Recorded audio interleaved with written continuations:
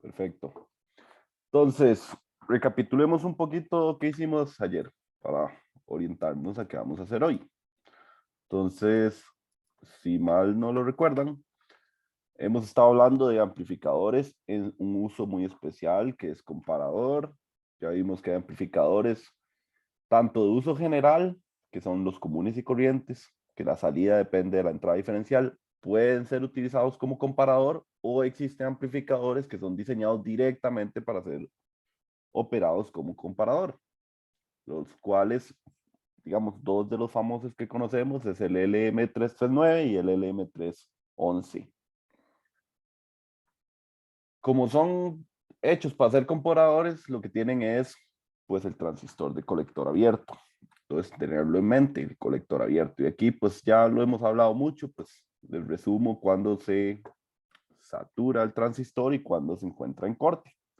Esto activa o desactiva pues una malla externa. Eso es lo importante de los comparadores, que activan o desactivan mallas ajenas a su circuito interno.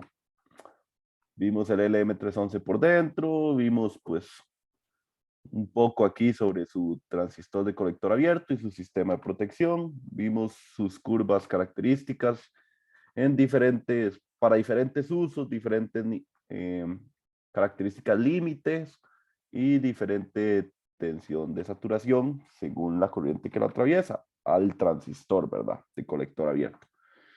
Esta es otra característica que nos hablaba de qué tan rápido responde el circuito o el amplificador, mejor dicho, qué tan rápido responde el amplificador.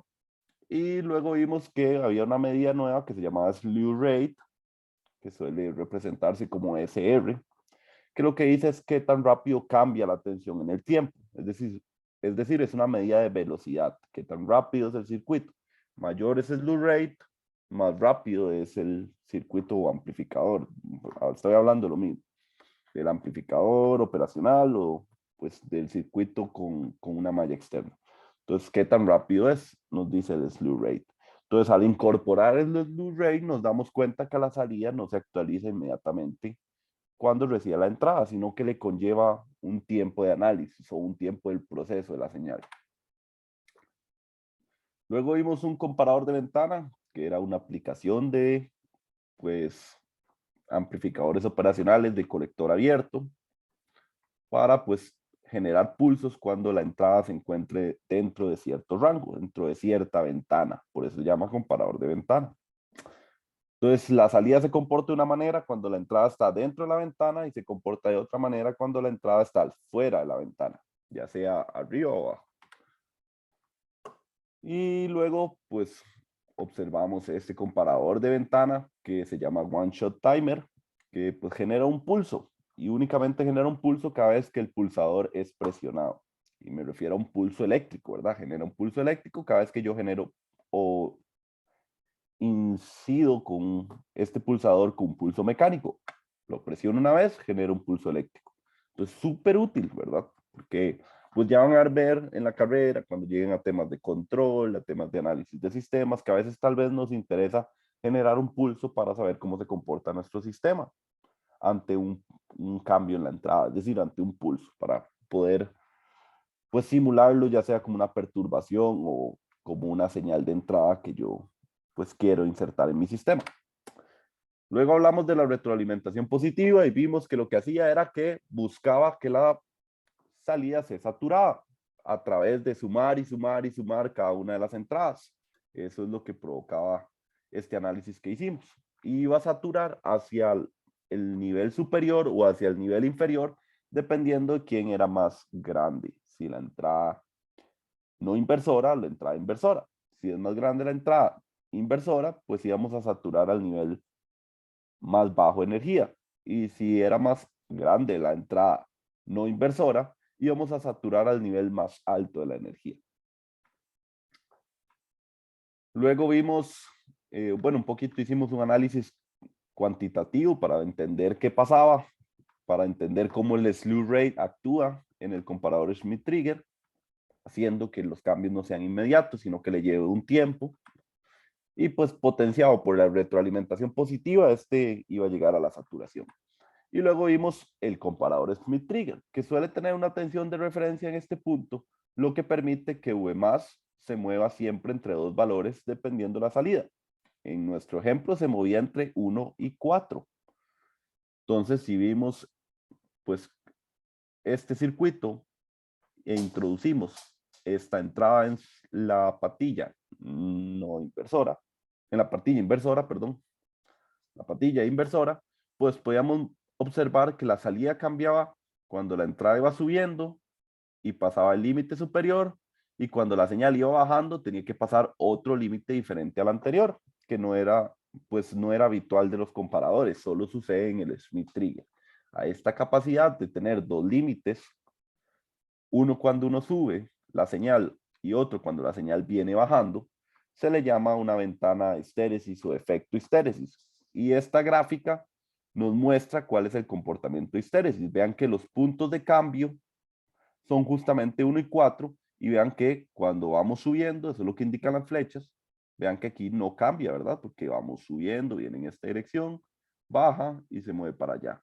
Pero si vamos bajando, viene desde 5, no va a subir por aquí porque esa no es la dirección de la flecha, sino viene por acá y cambia en 1. O sea, esta curva lo único que me dice es dónde están esos límites y cuál límite es para cuando uno va subiendo y cuál límite es para cuando uno va bajando. Es decir, esta curva es solo informativa para que ustedes entiendan el efecto histéresis.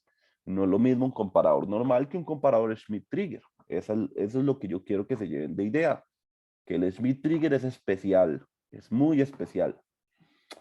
Y esta ventana histéresis, que alguien la pueda reconstruir sin importar cuál sea el circuito que tenga aquí, mientras sea un comparador Smith-Trigger. Es decir, no importa cuáles sean estos límites, usted puede hacer esta ventana de histéresis, significa que usted lo entiende.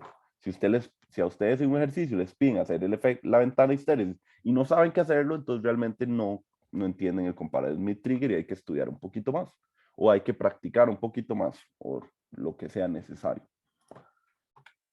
Luego empezamos a ver usos del comparador Smith-Trigger como generadores de onda.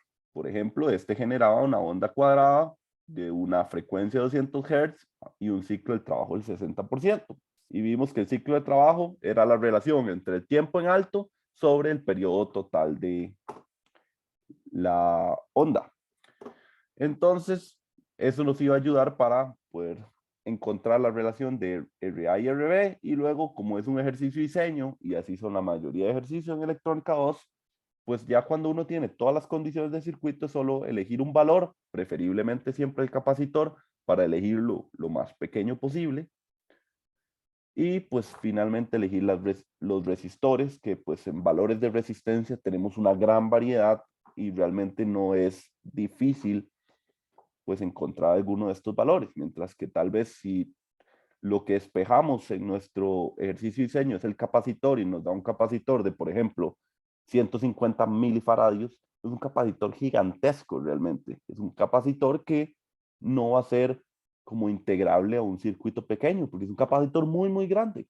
Entonces, lo mejor es siempre eh, es, por decirlo así, establecer el valor del capacitor a la hora de un diseño y partir de ahí hacia los resistores, ¿verdad? Que es mucho más sencillo encontrar de cualquier valor.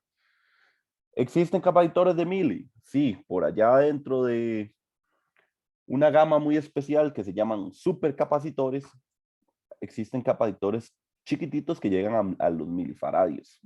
Pero ahí vienen que son carísimos. Entonces, pues si uno quiere hacer un generador de ondas de bajo costo, o simplemente quiere hacer un generador de ondas de este tipo, ¿qué va a preferir uno? ¿Hacer un generador de onda que le cueste 1500 o hacer un generador de onda que le cueste 10.500, ¿verdad? Entonces ahí es donde, por eso les volviendo a lo inicial, una buena práctica sería escoger un capacitor relativamente pequeño o al menos fácil de conseguir y pues escoger según las ecuaciones el valor de los resistores.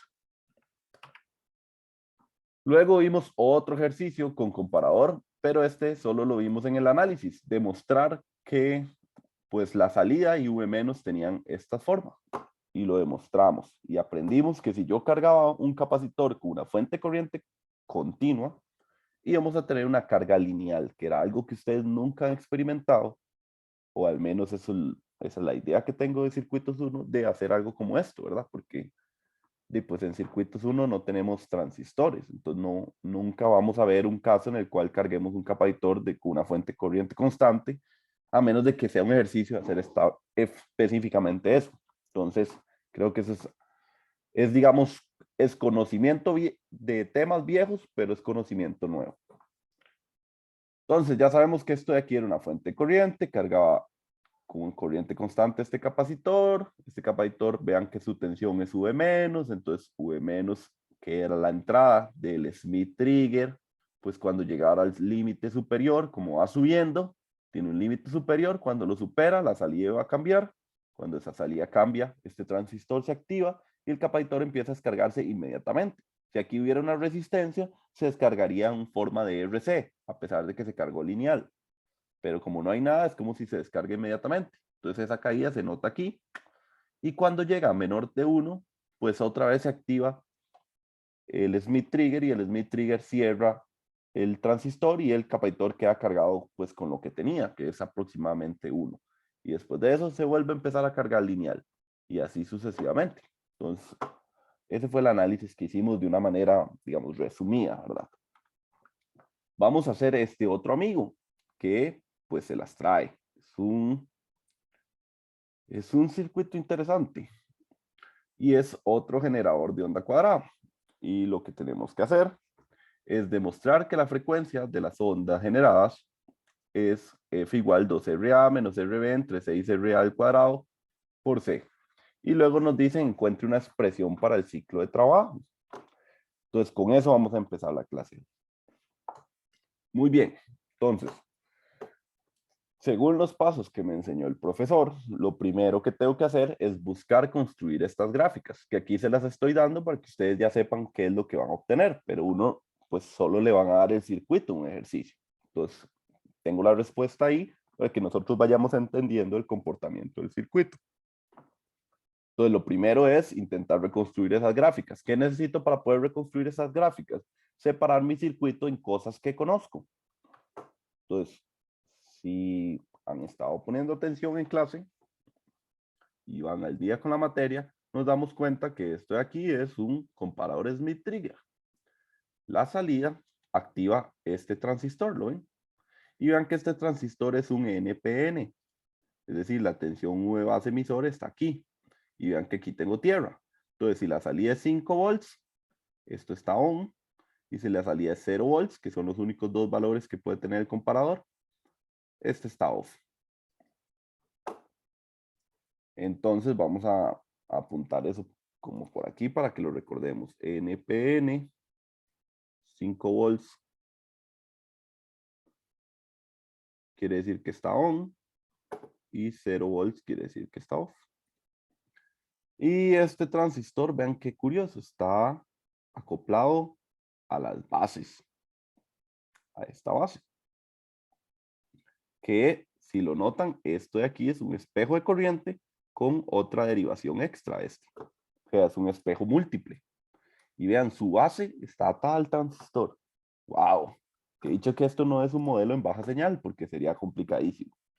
Y luego esto de aquí, si lo ven, esta configuración que tiene es la misma configuración que tener un diodo. ¿Ven? Porque está así, no está unido aquí. Luego tenemos un capacitor que una vez más es nuestro V- y pues está aquí con respecto a tierra, entonces nos facilita nuestros análisis. Y luego tenemos estos amigos que parecieran ser unos espejos de corriente también, pero vean que no lo son, porque están conectados aquí. O sea, no, y este transistor que está aquí es un NPN y estos son PNP. O sea, parece un espejo de corriente, pero no lo es. Entonces es algo nuevo, no sé qué es. ¿Ok? No es un espejo de corriente, no es lo que me enseñó el profe, entonces no puedo asumir nada. Tengo que hacer un análisis. Solo que aquí ya les doy la respuesta, cuánto vale esta corriente y cuánto vale esta corriente. Entonces vamos a ver por qué esa corriente vale eso. Listo. Ok, entonces ya saben, si alguien se pierde, me interrumpe, levanta la mano o escribe en el chat. Yo siempre tengo el chat aquí abierto o intento tenerlo por aquello. Entonces, Aquí vergüenza no hay, siempre preguntamos y no entendemos. ¿Ok? Listo. Entonces, como ya reconocí las partes que conozco y las partes que no conozco, voy a empezar por analizar lo que conozco. Entonces, sé que aquí está V más sería, según estos valores, que ya lo hemos hecho muchas veces, tengo que hacer superposición, primero con VO, luego con este valor de referencia. Y si hiciera esa superposición, que la voy a hacer aquí nada más una vez hoy por aquello, sería que primero aterrizo aquí y veo el efecto de esta fuente que está aquí adentro, ¿verdad? Que es la fuente del amplificador, el VO. Y digo, ok, V más es igual a 3 sobre 2 más 3, K y todo esto K, ¿verdad? VO más, ahora al revés. Aterrizo esta fuente, aterrizo el amplificador y esta la activo. Entonces esto sería 2K sobre 2 más 3K. V referencia. Si reemplazo estos valores, tengo 3 quintos VO más 1. ¿Okay? Recuerden que yo puedo hacer ese divisor de tensión ahí común y corriente porque yo supongo que la corriente que va por aquí es 0, porque aquí hay una impedancia infinita, y que la corriente que va por aquí es muy baja, aproximadamente 0, porque es una corriente de base. Entonces, por eso es que esta malla se vuelve únicamente esto, este divisor de tensión, a pesar de que tenga conectadas estas cosas. Listo, ya encontré los límites de cambio. Entonces, yo ya sé que VO va a cambiar entre 1 y 4. Entonces, por eso ya los marco de una vez en mi gráfica. 1 y 4 son los valores de cambio. Ahora analizo. Partiendo de que el capacitor está en 0 volts, porque está pues descargado, y V más, imaginando que todo el circuito estaba apagado antes de yo encenderlo, entonces la salida es 0, en el instante antes de t igual 0. ¿Quién es más grande? ¿V más o V menos? Pregunta para ustedes. ¿Y cuánto vale V menos en este momento? Perdón, V más. ¿Cuánto vale V más en este momento?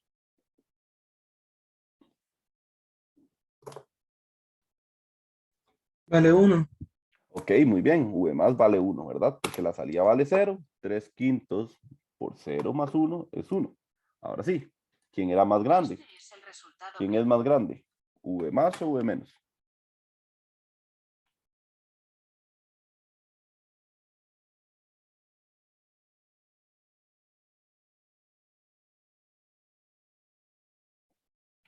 Vean que el capacitor inicialmente está descargado. Y esto vale 1 volt. ¿Quién es más grande? ¿V más o V menos? V más, profe. Ok, V más es más grande. Entonces significa que la salida inicia en 5 volts. Esto se cambia a 5 volts y esto se cambia a 4 volts. Inmediatamente, ¿ven? Aquí estamos. Y la salida está aquí en 0. ¿Ven? Listo. Entonces ya iniciamos eso. Si esto está en 5 volts, significa que este transistor está on. Si este transistor está on, idealmente esto es un corto a tierra. ¿Y qué pasa si yo tengo la base y emisor, la tensión base emisor en tierra? ¿Este transistor está en corte o saturación?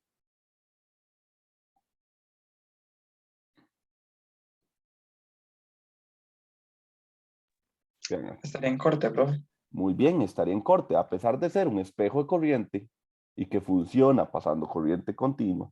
Eso siempre nace del análisis que la base emisora está encendida.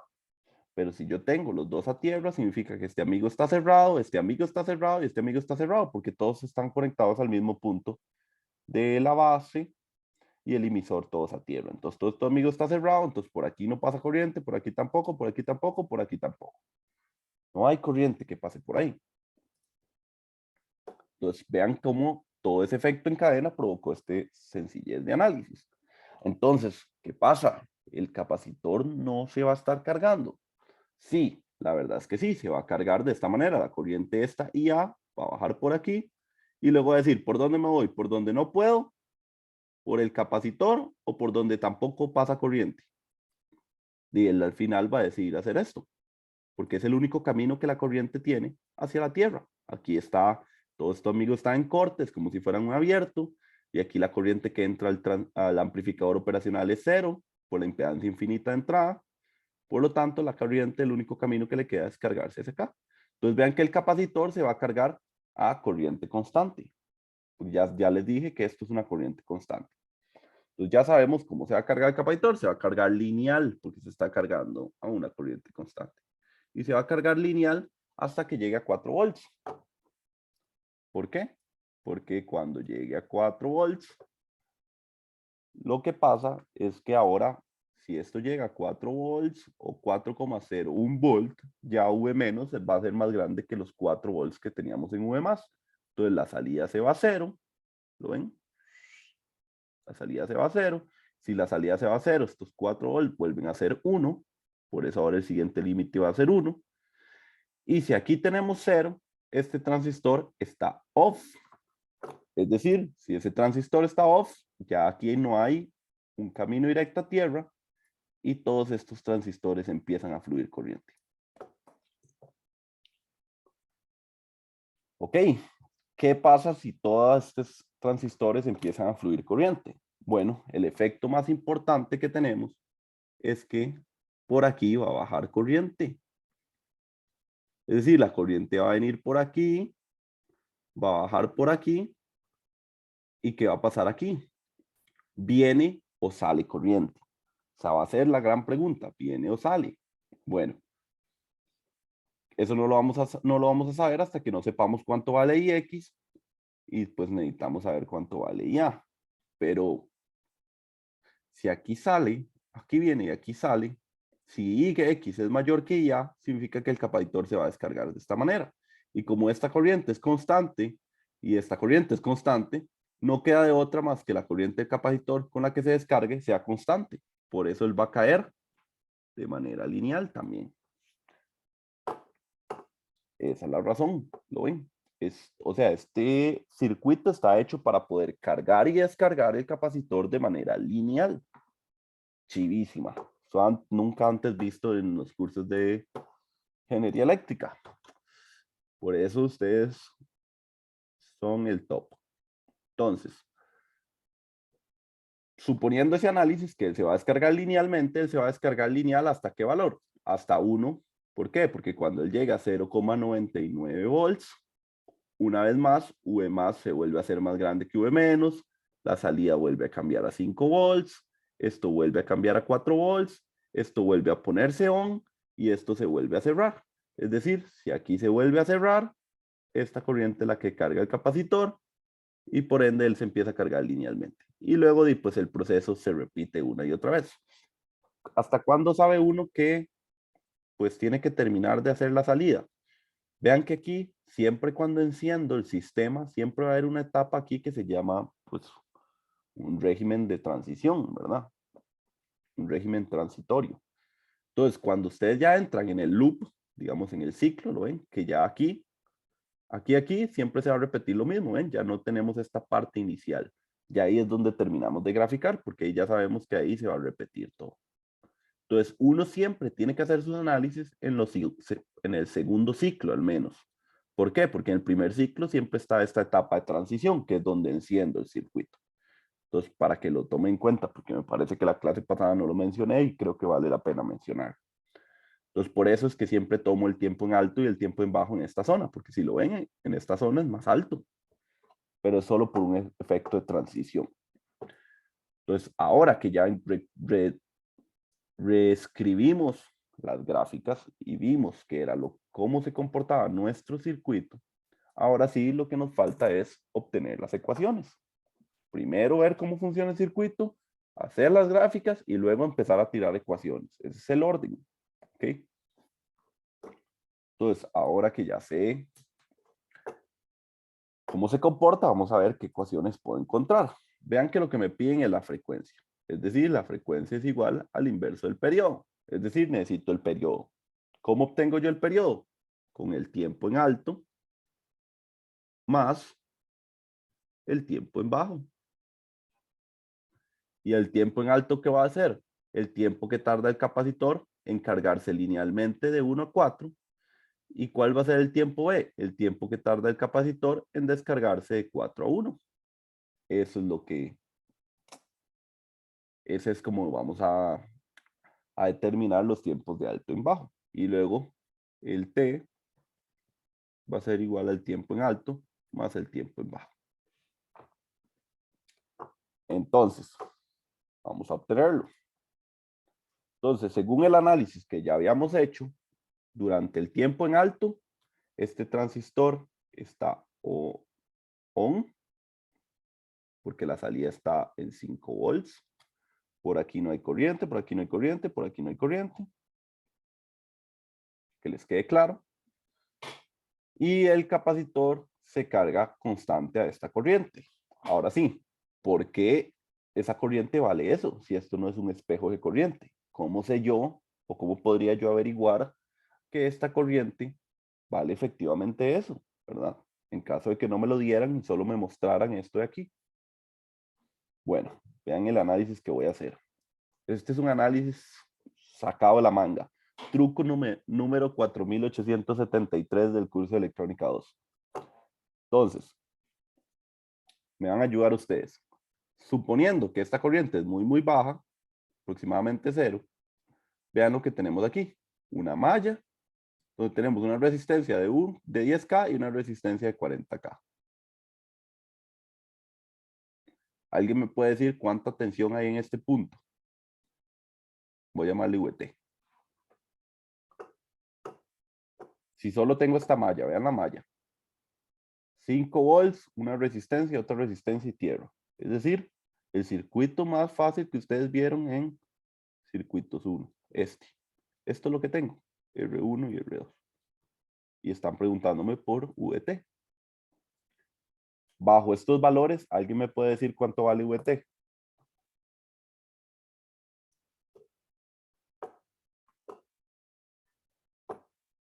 Está fácil.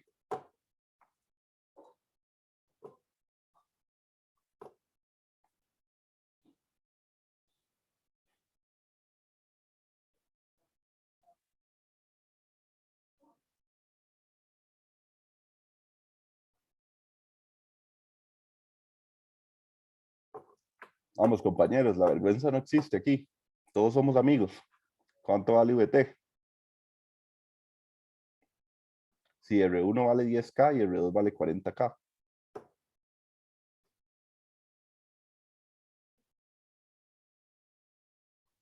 4, profe.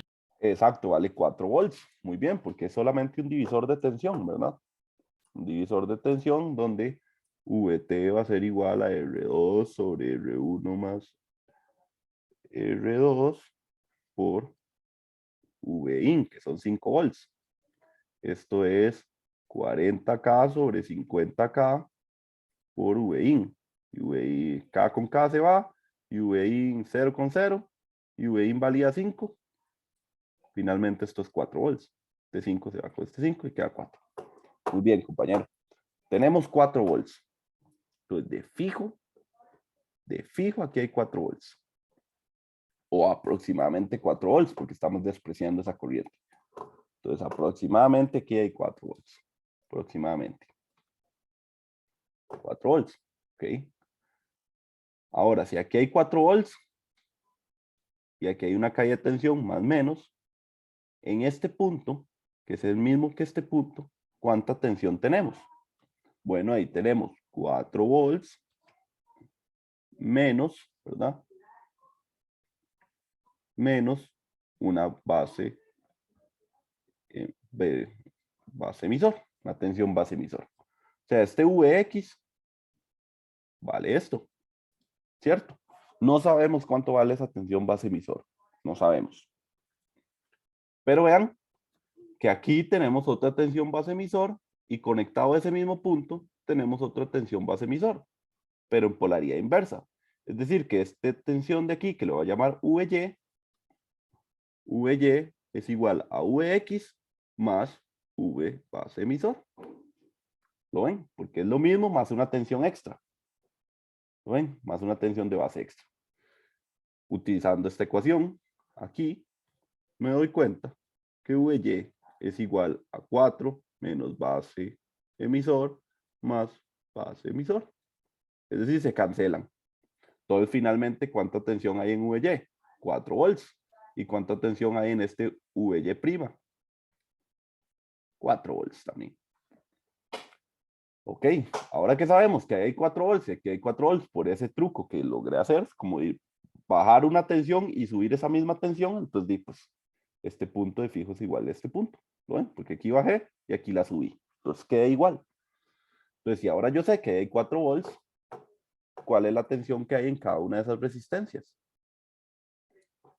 Bueno, si aquí hay 4 volts y aquí hay 5 volts, significa que VRB es igual a 5 menos 4. Es decir, VRB es igual a 1 volt.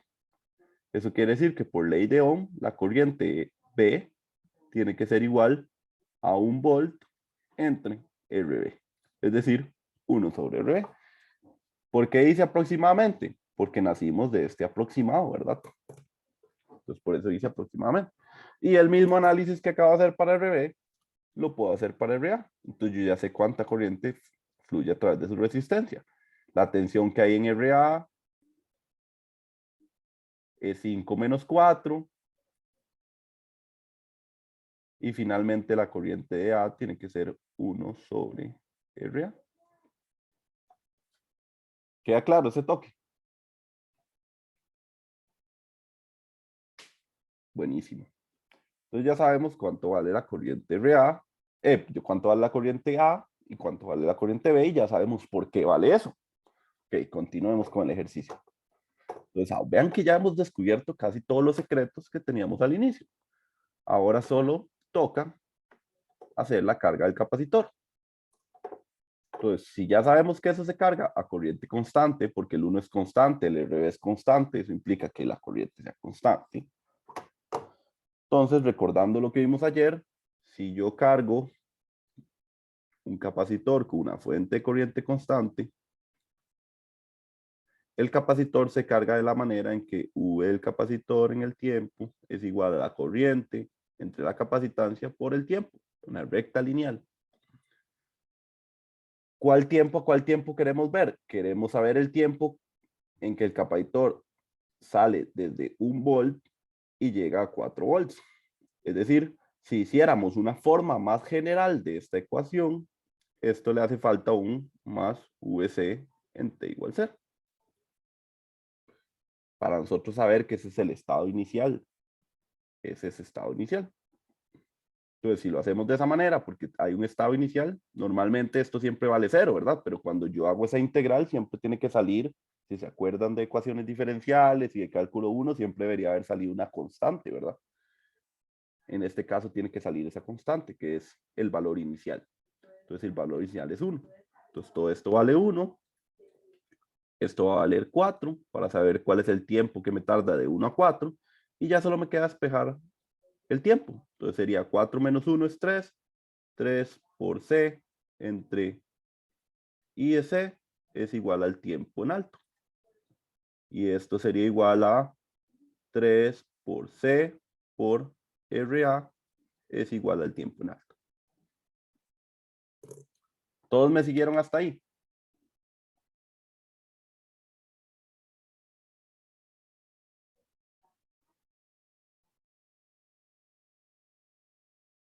¿Nadie se perdió?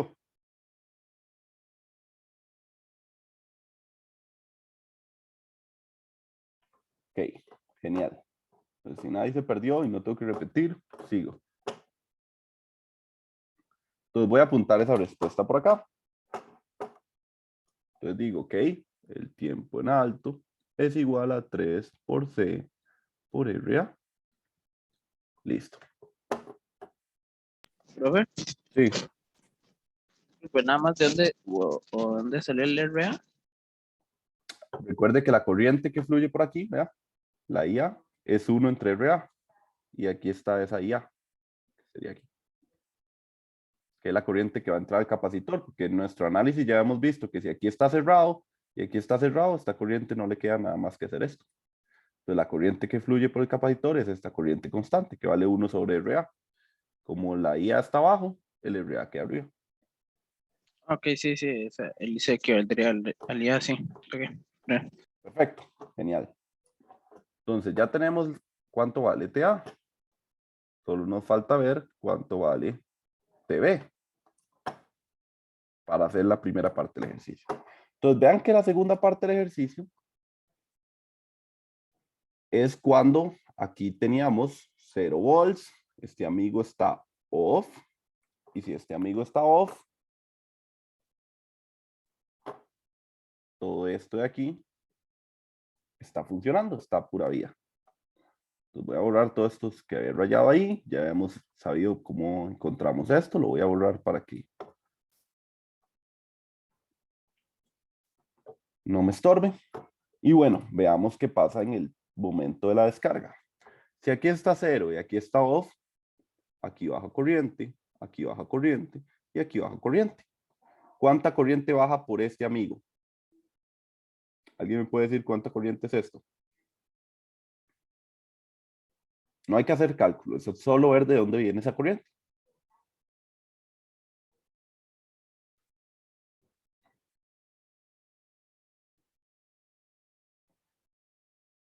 ¿Cuánto vale esa corriente que pasa por aquí? Vean de dónde viene. ¿De dónde viene? No sería esa misma, IB. Exacto, es esa misma IB, porque es de donde viene esa corriente. Entonces significa que la corriente del espejo de corriente o la referencia de mi espejo de corriente es IB. Eso quiere decir que si aquí hay IB y estos son espejos múltiples, aquí hay IB y aquí hay IB también. Entonces, ¿cuánto vale IX?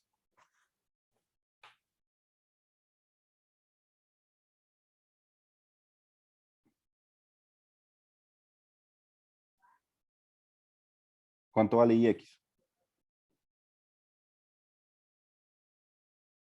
2 y B. Excelente, vale 2 y B, porque vean que aquí está bajando 2 veces la misma corriente por el espejo de corriente.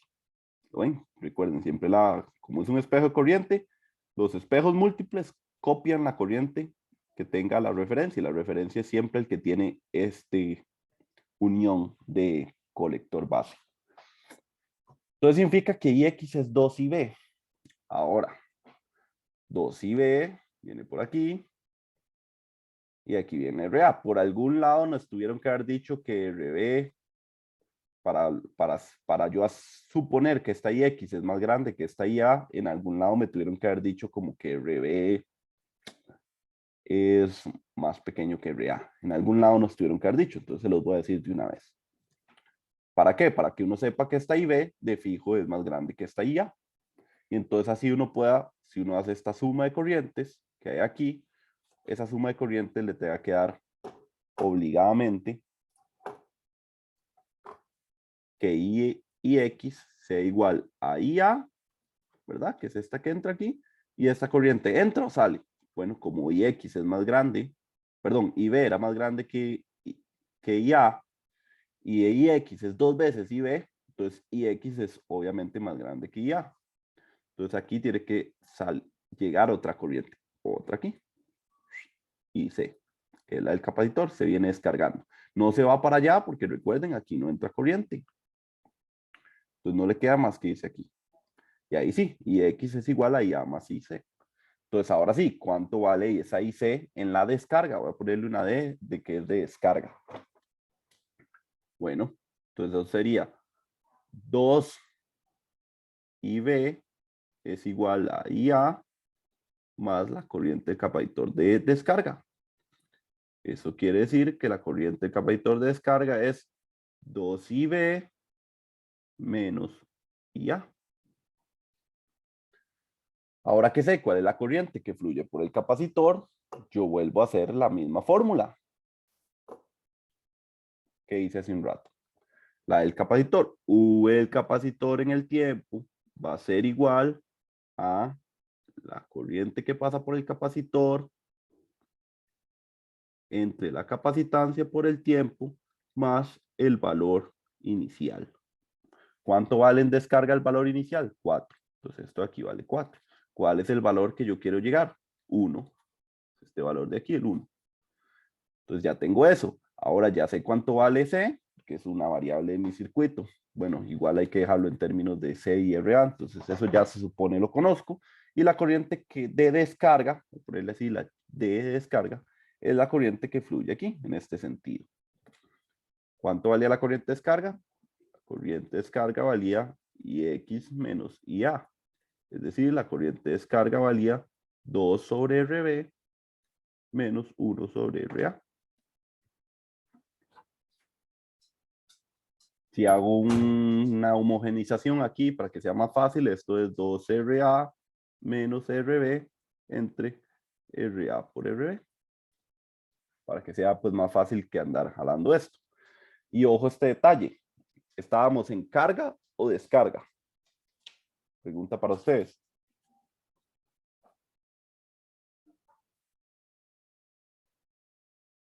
Estamos en descarga, profe. Ok, estamos en descarga. Eso quiere decir que esta pendiente tiene que ser positiva o negativa.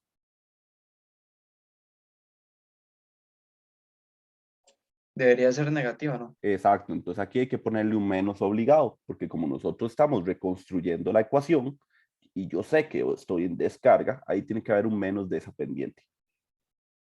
¿Ok? Entonces ya que sabemos que hay un menos de esa pendiente, la expresión del capacitor nos quedaría 1 es igual a menos 2RA menos RB sobre RA por RB.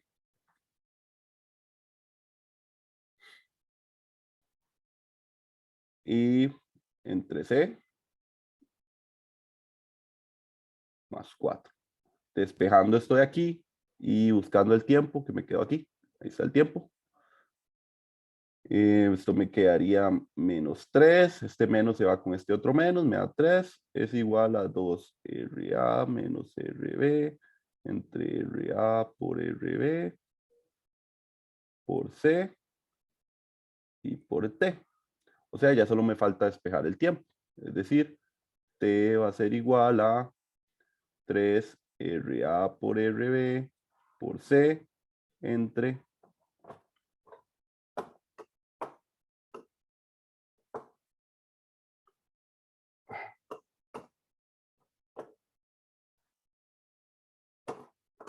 que ahí me queda muy feo encima la gráfica. Entonces esto de aquí es 3RA por RB por C entre 2RA menos RB. Y eso sería nuestro tiempo en bajo. Listo, ya tenemos el tiempo en alto y ya tenemos el tiempo en bajo. ¿Qué falta? Sumarlos. Entonces el tiempo total sería el tiempo en alto más el tiempo en bajo. Y por si no lo recuerdan, el tiempo en alto era 3RA por C y el tiempo en bajo es todo esto. Entonces, el periodo total sería 3RA por C más 3RA por RB por C entre 2RA menos RB.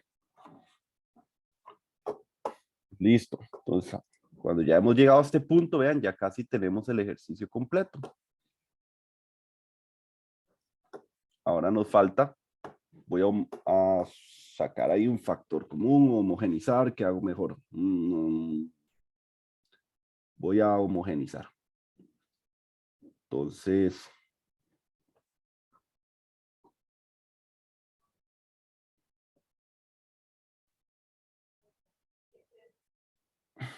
solo quiero saber que lo haya dejado bien. Ok, sí, pareciera que todo lo llevo bien hasta el momento. Entonces voy a sacar factor común más fácil. Y saco 3RA por C sobre 1 más RB sobre 2RA menos RB. Ok, y luego la frecuencia es igual al inverso del periodo. Entonces es el inverso de esto. Es decir, esto me queda 2RA menos RB entre 3 RA por C por 1 más RB. Y vamos a ver.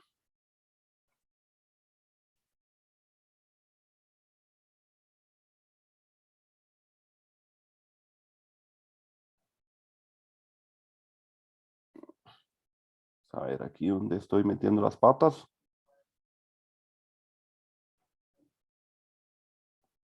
Ah, ya sé dónde metí las patas para que me quedara igual. Puedo volverme un toquecito para que me quede igual que esto. Aquí ya lo tenemos todo bueno. No hemos cometido ni un solo error. Estoy haciendo nada más álgebra para que me quede igual que esto. Aquí fue donde cometí el error. Que lo escribí mal. Era 1 sobre 2RA menos RB. Era así. Entonces voy a homogeneizar esto de aquí adentro. Y esto me va a dar 3RA por C por 2RA menos RB más RB sobre 2RA menos RB. Y esto es 2RA menos RB más RB. Se cancelan los RB. Y me queda 3RA por C por 2RA. Entonces esto me da 6RA cuadrado por C entre 2RA menos RB. Y eso era nuestro periodo. Entonces la frecuencia debería ser igual al inverso del periodo.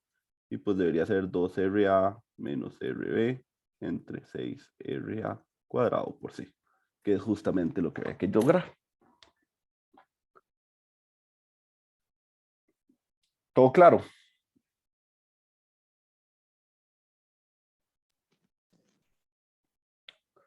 Este ejercicio es un ejercicio de nivel de examen, ¿verdad? Es un ejercicio rudo, grande. ¿Cuánto me llevó a hacerlo a mí? Media hora, imagínense. Un ejercicio tal vez hasta muy, muy grande. Pero bueno, sirve para que unamos conceptos y nos preparemos para lo que viene. Ok, ¿nadie tiene dudas?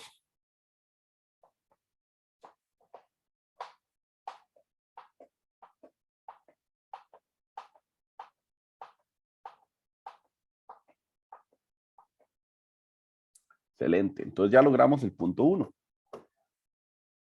Voy a borrar todo esto. Hasta aquí. Ya nos falta solo el segundo punto. Ya demostramos que la frecuencia era eso. Ahora nos falta encontrar una expresión para el ciclo de trabajo. Entonces, el ciclo de trabajo, recuerden, el ciclo de trabajo, en inglés es duty cycle, se suele expresar de esta manera, de ese porcentaje, como duty cycle, es igual a TA entre T por 100. Eso quiere decir que sería 3RA por C entre 6RA cuadrado por C sobre 2RA menos RB. Y reacomodo esto, puedo cancelar este que C con este C, este cuadrado con este RA, y este 3 con y me queda aquí un 2. Y finalmente me queda 2RA menos RB entre 2RA. Ese sería nuestro ciclo de trabajo. Que podría incluso expresarse como 1 menos RB sobre 2RA. Y todo esto, bueno, por 100, ¿verdad? Voy a quitarle el por 100 para que no nos enredemos. Pero ahí sería esto mismo, esta misma expresión por 100 y lo tendríamos pues en porcentaje, ¿verdad?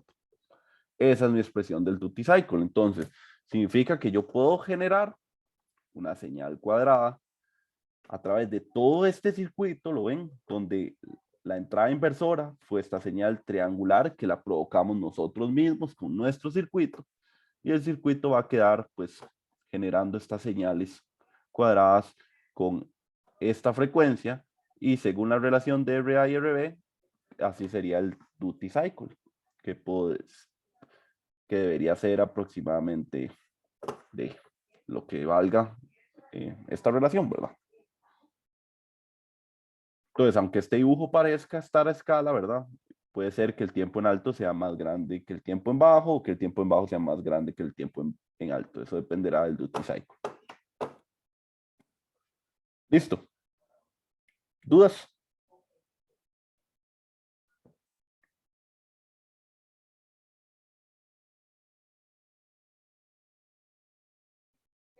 Ok, buenísimo. Entonces esto es un ejercicio grande, un ejercicio que tenía muchos trucos. Por eso se los enseño, ¿verdad? Para que, imagínense que se los pusiera en un examen sin enseñárselo. ¿Cómo les iría? Tal vez no muy bien, porque no, tiene mucha maña. Y vean que son mañas que no son mañas del curso de electrónica 2, ¿verdad? O sea, estamos usando los mismos conceptos que ustedes aprendieron en la electrónica 1 y en el análisis de circuitos 1, pero aplicados directamente a circuitos muy especiales, ¿verdad? Entonces, lo que yo quiero que desarrollen es esa habilidad de visualizar qué es lo que sigue, en qué paso estoy y qué es lo que sigue. Porque si uno no sabe qué es lo que sigue, no sabe en qué paso estoy, está flotando en el ejercicio. Es muy difícil que a uno se le ocurra de la nada si no ha estudiado, ¿verdad? Entonces, esa es la idea de repasarlos en clase. Listo. Entonces ya vimos varios generadores de ondas gracias a la ayuda de un Smith Trigger. Genial, gracias Smith Trigger. Bueno, vamos a ver ya casi el último tema del examen, que es el aplicaciones con diodo Zener, y luego vamos a ver un poco de teoría de qué son los multivibradores y el LM555, que es el más famoso de los multivibradores. Sí, eso sería. Entonces vamos a descansar unos 10 minutos, vamos a volver a las 11:05. Y cuando volvemos repasamos lo del diodo Zener y vemos un poquito de teoría extra sobre multivibradores. Listo, nos vemos a las 11:05. Bueno, entonces, volviendo a donde quedamos, vamos a recordar un poquito electrónica 1 del diodo Zener. Entonces, el diodo Zener era un diodo común y corriente, nada más que nuestro amigo, de apellido Zener, no me acuerdo su nombre, pero sé que por eso se llama diodo Zener. Y ahí tengo la foto del man. Bueno, a él se le ocurrió agarrar un diodo de silicio y doparlo a los extremos, es decir, ponerle mucho dopaje a su material N y mucho dopaje a su material P. ¿Qué trajo como producto eso? Bueno, que si viéramos la curva de Shockley, la ecuación de Shockley, que corresponde a esta forma, ¿verdad? Que es esta curva que ya la hemos estudiado. Pues si un diodo lo polarizamos inversamente, con una tensión muy grande, llegamos a la zona de avalancha, que es lo mismo a decir, destruimos el diodo, le pusimos una tensión inversa tan fuerte que no la soportó y se destruyó. Nunca más va a volver a ser un diodo igual. Va a llegar a su comunidad de diodos y todo el mundo va a decir, pobrecito, ese amigo ya no es igual. En fin, entonces aparece nuestro amigo Zener. ¿Qué es lo que hace nuestro amigo Zener? Que si yo lo polarizo inversamente a una tensión pues, relativamente grande, llamada tensión de Zener, él empieza a conducir en polarización inversa, solo que en otra barrera potencial. Es decir, es un diodo que funciona igual para los dos lados. Para los dos lados se puede polarizar. La diferencia es que si se polariza directamente se comporta como un diodo normal y si lo polariza inversamente se comporta como un diodo Zener, que es un diodo normal pero con polarización inversa.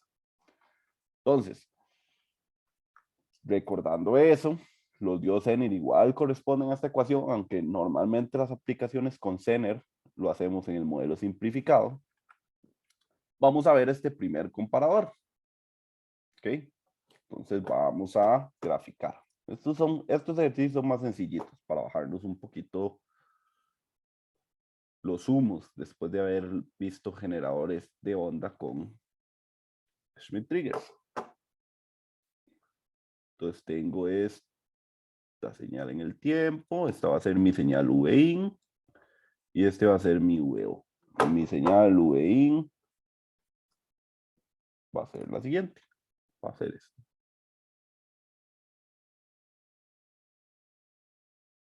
Ok. Esa va a ser mi señal V-in con un máximo de 10 volts. Aquí estarían 5 volts. Ok, entonces veo mi V-Zener Y veo que aquí dice V referencia es 2, pero no hay ninguna V referencia. Entonces no vale para este ejercicio. Y el VCN de 5 volts, es decir, aquí hay 5 volts. Si tenemos esta malla de 15 volts, R y VCN, y aquí no entra corriente, ¿cuánta tensión tenemos de tierra a este punto? Para ver si se acuerdan de los Zeners.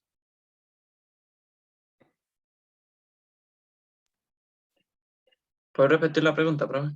Claro, tomando en cuenta que tenemos esta malla, esta R y este Zener de 5 volts, ¿cuál es la tensión que tenemos en este punto? En V más. Si está polarizado como Zener, estaría 5 volts. Ok, y la pregunta es, ¿está polarizado como Zener? Sí, sí está polarizado como Zener, ¿verdad? Vea, está polarizado inversamente.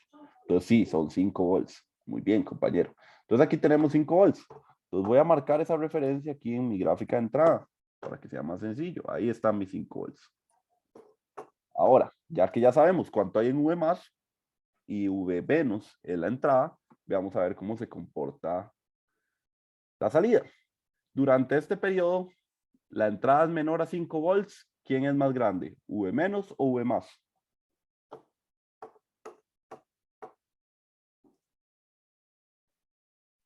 V menos es menor, profe. V menos es menor, o sea, V más es más grande. Ujú. Entonces significa que de aquí a aquí la salida vale pues 15 volts, ¿verdad? Que es lo más alto que tiene. ¿Ok? Cuando la entrada supera los 5 volts, V menos se hace más grande que V más, porque vean que V más siempre es 5 volts por el seno. Y V menos ya superó los 5 volts. Es decir, que en todo esta sección, la salida va a ser, no cero, perdón, cero no va a ser, va a ser menos 15. Listo, porque vean que ese es mi límite inferior. Y luego en esta etapa, pues, toda esta tensión siempre va a ser menor a los 5 volts de referencia. Durante todo este tiempo, hasta aquí, la señal hace esto, vuelve a caer, y aquí vuelve a cambiar. Y se mueve entre 15 y menos 15 volts, porque esos son mis límites, ¿verdad? Listo, ya logré el ejercicio, eso era todo, graficar la salida en función de la entrada. Facilísimo. Entonces, los Zeners, normalmente los ejercicios de Zener incorporan algo así. Sencillo. ¿Qué otro detalle era importante ver aquí? Bueno, sí, ya sé cuál era el otro detalle. ¿Cuántos ciclos de señal yo debería dibujar? Por ejemplo, un examen. ¿Cuántos ciclos debería dibujar? Porque ya sabemos que esto aquí se va a repetir otra vez. Bueno, lo mejor es siempre dibujar al menos 2 ciclos. Aquí yo estoy dibujando 1,5. Entonces lo mejor es siempre dibujar 2 ciclos. Entonces ahora vamos a dibujar 2 ciclos. ¿Por qué 2 ciclos? Porque 2 ciclos ya me deja bien seguro de que la señal se repite una y otra vez. Entonces por eso es bueno dibujar 2 ciclos. Siguiente ejercicio. Tenemos ahora este ejercicio. Esta configuración se llamaba back to back. Y ahora sí tenemos un V referencia de 2 volts y tenemos la entrada aquí. ¿Ok? Pues vamos a volver a ver. Vamos a volver a graficar la entrada y la salida.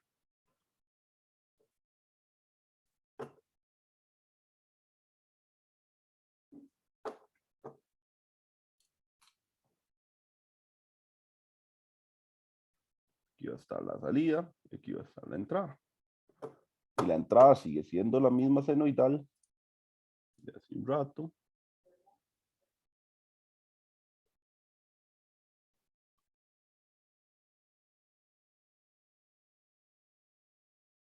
Ahí está. Ahí están mis 2 ciclos. Y la señal es de 10 a menos 10.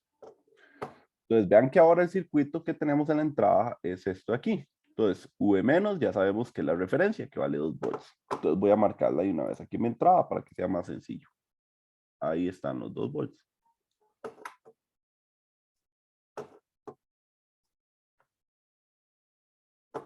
Listo. Ahora la pregunta es, ¿cuánto vale V más? Porque vean que ahora V más es esta malla. Entonces, aquí hay un detalle muy importante. Entonces, si yo tomo esta tensión de aquí a aquí, esta es V Zener. Muy bien. Porque aquí está el menos y aquí está el más. V Zener.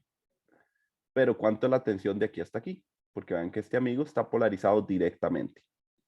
Y supongan que son de silicio, ¿verdad? Entonces, esto es V Zener, pero el del otro amigo, que está ahí polarizado inverso, bueno, más bien directo, 0.7, profe. 0,7, exacto. 0,7 y este sería 0,5. 5, perdón. ¿Verdad? Porque un Zener, si lo polarizamos inversamente, toma la tensión Zener, y si lo polarizamos directamente, es como un diodo de silicio normal, o sea, 0,7 volts.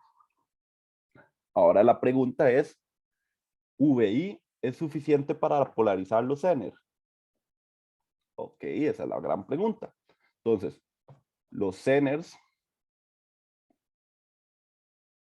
están on si VI es mayor a 5,7 volts. Porque si es menor a 5,7 volts, no polariza los Zeners. Ok, entonces, vamos a ver los dos casos. Si VI es mayor a 5,7, V más es igual a... Entonces, pregunta para ustedes. Vamos a suponer que estamos aquí.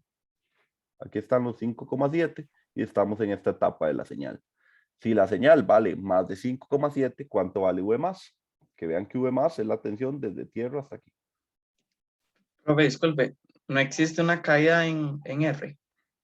Cuando VI es más grande que 5,7, sí va a haber una caída en R. Porque algo nos va a sobrar, ¿verdad? Ok. Vea que es mayor, estamos diciendo mayor. ¿Sí? ¿Cuánto vale V más si VI es mayor a 5,7? 5.7, profe. Exacto, 5,7 volts por el efecto de los Zener, ¿verdad? Estos se podrían sustituir por una fuente de tensión y sería lo mismo que tener a 5,7 volts aquí. Entonces la salida V más vale 5,7. Ahora, ¿qué pasa si VIN es menor a 5,7 y más grande que menos 5,7? ¿Cuánto vale V más? Ahí es donde está el truco de los Zener. ¿Cuánto vale V más?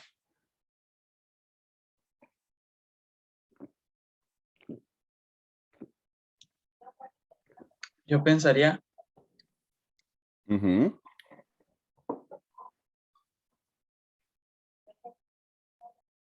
no, es que me vino una idea, pero creo que no. Mándela, recuerde, no, Es no hay que vergüenza aquí, ni para mí seguiría VI, no, para que no haya corriente. exactamente, eso sucede, mi amigo. Muy bien. Vea que si esta tensión de VI es menor a estos 5,7, esto de aquí se comportan como unos abiertos, como que fuera abierto de aquí hasta tierra. Es decir, aquí hay un abierto, abierto. Si aquí hay un abierto y por aquí no puede entrar corriente, y aquí hay un abierto, ¿hay corriente por aquí? No, la corriente es cero, ¿verdad? Porque si aquí hay un abierto y aquí no puede entrar corriente porque hay una impedancia infinita, significa que la corriente por esta resistencia es cero. Eso significa que la tensión de este lado, V más, tiene que ser igual a esta tensión V menos. Y si esto vale VI, de fijo aquí tiene que estar VI. Entonces, exacto. Cuando la señal esté entre estos dos valores, V más siempre va a ser VI. Y solo nos queda analizar el último caso. Si VI es menor a menos 5,7 volts. ¿Cuánto vale V más en ese caso? Imaginen lo siguiente ahora.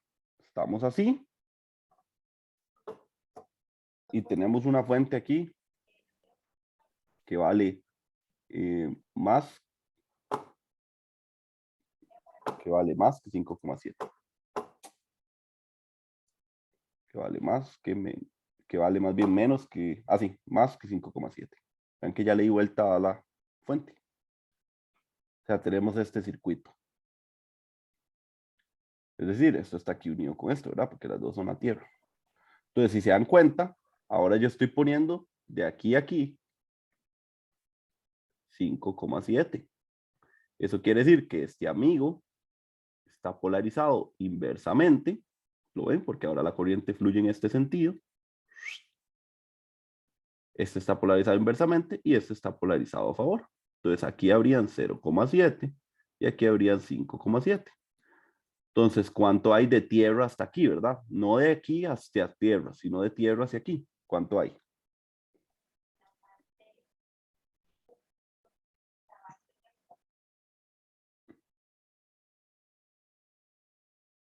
Menos 5,7 volts, ¿verdad? Lo interesante de la configuración back to back, de poner dos diodos Zener uno frente al otro, es que sin importar cuál sea la dirección de la corriente, mientras la magnitud con la que polarice esos Zener sea mayor a las tensiones, ya sea de Zener más más la sencilla, y pues también me funciona, se activa inversamente. Eso es lo que quiero dar a entender. Ahora, ok, ya sabemos todos los casos, ¿no ven? Si ya sabemos todos los casos, y ahora solo nos falta hacer la gráfica. Entonces dice, cuando Vin está por este punto, V más vale lo mismo que Vin. Entonces, mientras esté aquí, V más, vamos a graficar también V más para que sea más sencillo ver. Vamos a graficar también V más.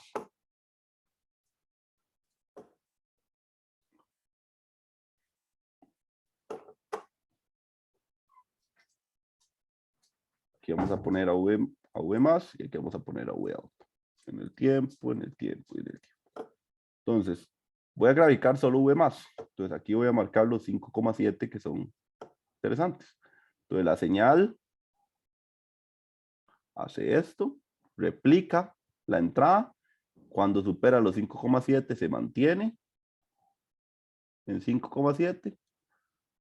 Luego empieza a bajar hasta que llegue a menos 5,7.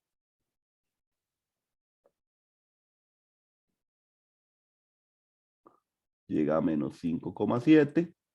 Se mantiene. Luego empieza a subir de nuevo hasta que llegue a los 5,7 de nuevo.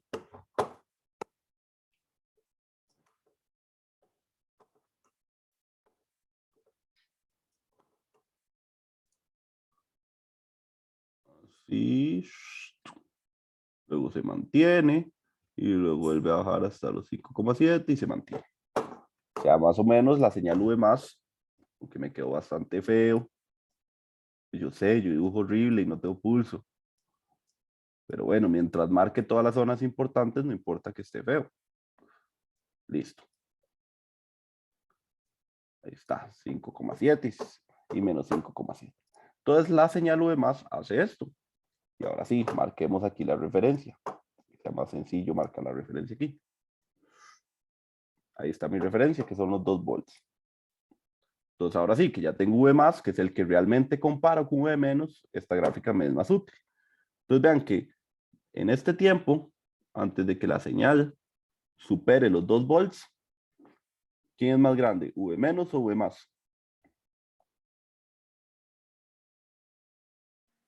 V menos, profe. Exacto, V menos. Eso significa que durante este tiempo la señal está en menos 15 volts.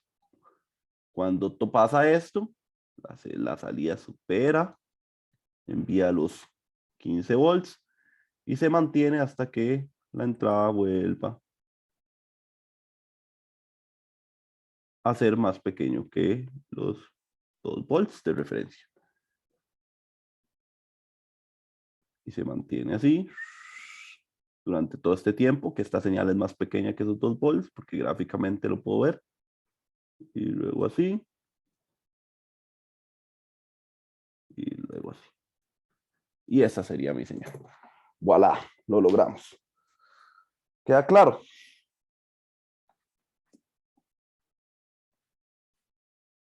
¿Alguien tiene alguna pregunta?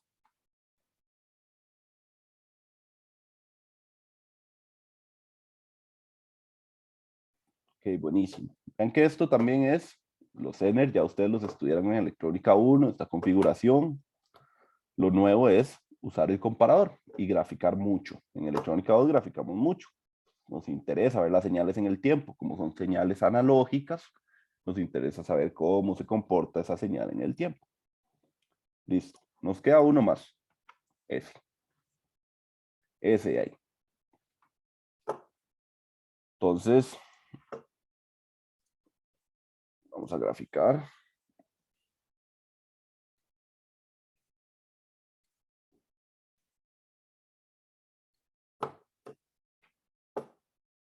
Una vez más, nuestra señal de entrada va a ser la senoidal para que nos sirva como a cambiarla esta vez. Voy a hacer una triangular. Voy a cambiarla un poquito, para que no sea tan aburrido. Es una triangular así.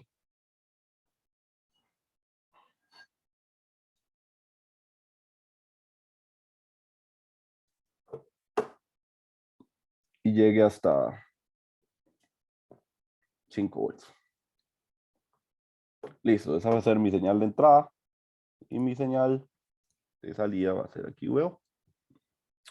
Entonces voy a marcar, vean que en este caso se va a comparar VI con V+. ¿Cuánto vale V+? Pregunta para ustedes. Rápida, rápida. Es fácil. VRF, profe. VRF, exacto, ¿verdad? Porque como por aquí no entra corriente, porque aquí hay una impedancia infinita, la corriente aquí es 0. Entonces la tensión aquí es 0, y para que la tensión aquí es 0, este lado tiene que ser igual a este lado, es decir, aquí hay VRF. Listo, entonces un V+ está VRF. Entonces voy a marcar el VRF aquí, para que sea más fácil de ver. 2 volts. Entonces listo. Ahora la salida. Ok, vean que tenemos la salida del amplificador, ¿verdad? Aquí, que va a ser 15 menos 15, y tenemos la salida del circuito, que va a ser VO. O sea, aquí le vamos a llamar VO', para que no se nos confunda. Entonces, este VO o es 15 o este es menos 15. Ahora, ¿cuánto va a ser este otro VO? Es la pregunta. Entonces, voy a dibujar el VO' y el VO normal para que les quede súper claro y nadie se enrede con eso.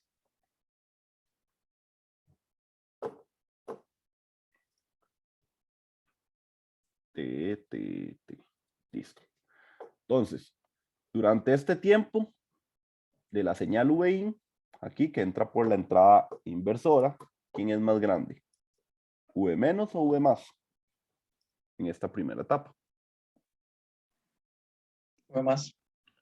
V+, exacto. Entonces, si V+ es más grande, la salida VO' debería ser 15 volts. Entonces, vamos a dibujarlo aquí. 15 volts. Vamos a dibujarlo más chiquitito. Aquí. Pero aquí están los 15 volts. ¿Y cuánto debería ser la salida VO normal? Si aquí hay 15 volts, polariza estos Zeners.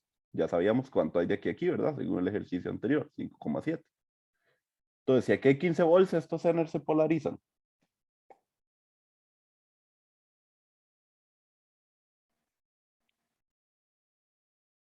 Yo pensaría que sí, profe. Sí, sí se polarizan.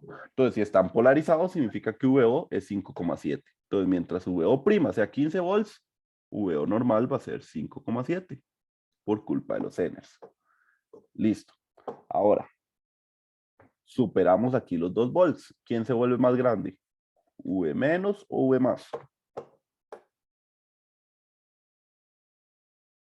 Se vuelve más grande V-, ¿verdad? Porque por ahí está la entrada y la entrada superó esos 2 volts. Esta señal es así. Y se va a quedar así hasta este punto. Después va a volver a subir a este punto. Y luego hace esto, ¿no? Hasta este punto. Listo, así.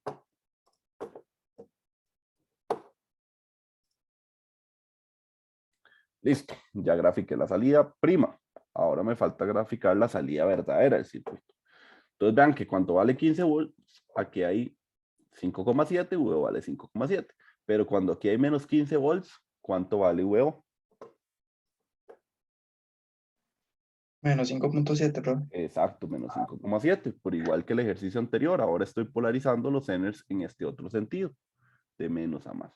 Entonces los vuelvo a polarizar. El que antes estaba polarizado directo ahora está inverso y el que antes estaba polarizado inverso ahora está directo, lo cual vuelve a sumar otros 5,7.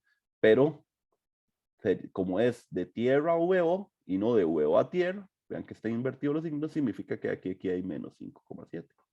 Entonces, efectivamente, cuando la salida vale menos 15 volts, aquí tenemos menos 5,7. Y ya pues graficar esto está más sencillo, ¿verdad? Porque ya nada más es venir aquí, aquí.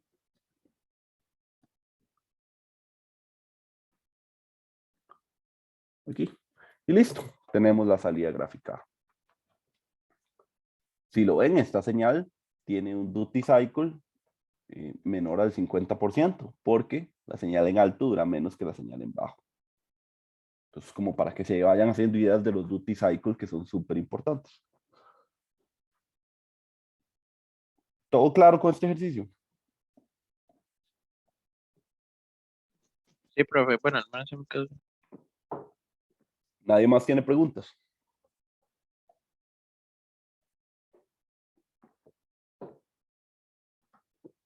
Genial.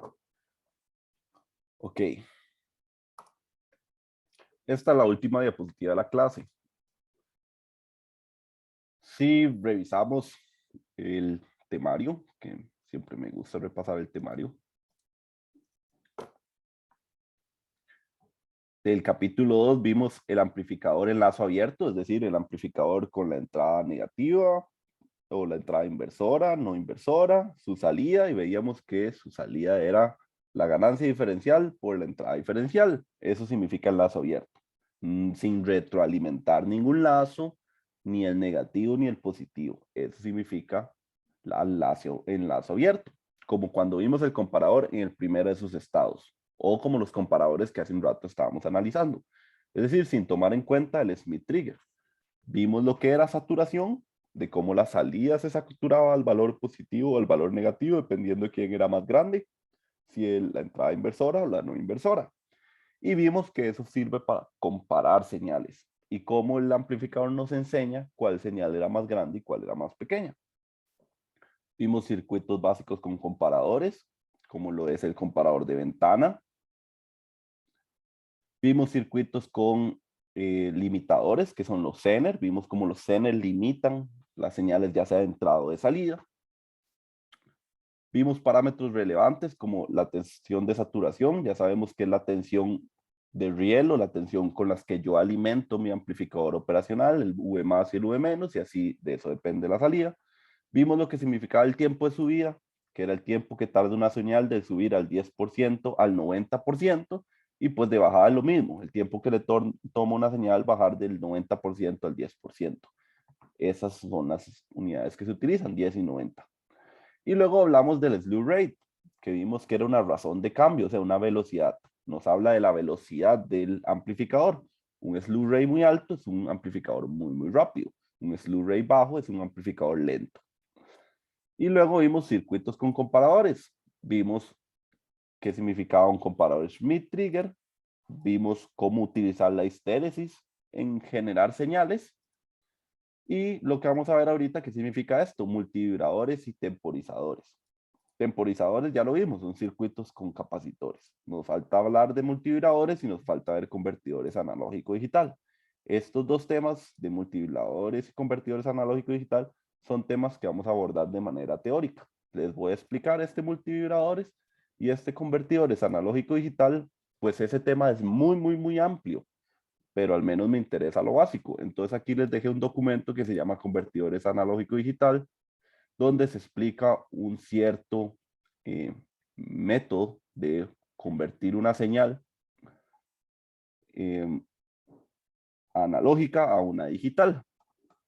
¿Qué sería esto? Que si lo ven, lo que tiene aquí son un montón de comparadores. Eso es lo que hace, comparar y enviar sus señales a un codificador, que el codificador ya es el que entrega los bits según las señales que entreguen los comparadores.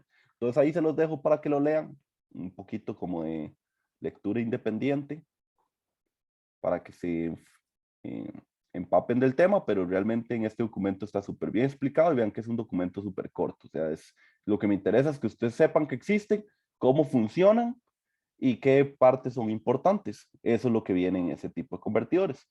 Específicamente en los tipo flash, que son pues convertidores, como les dije, este mundo es muy amplio de convertidores analógicos digitales. Este es solo un tipo, pero es uno de los tipos más importantes, uno de los más eficientes, digamos.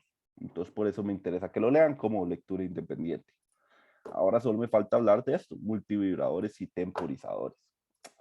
Entonces, lamentablemente no tengo ningún documento como que haya encontrado que valga la pena, entonces voy a escribir un rato en la pizarra. Me va a llevar unos 10 minutos explicar esto nada más, pero es para que se lo lleve. Entonces, vamos a ver.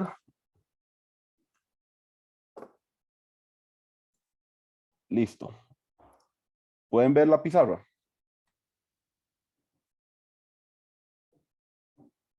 Sí, profe. Buenísimo. Entonces, vamos a hablar de qué significan multivibradores. Ok. Los multivibradores son circuitos con aplicaciones de tiempo. Es decir, le vamos a enseñar el concepto del tiempo en nuestros circuitos. Eso es lo que significa.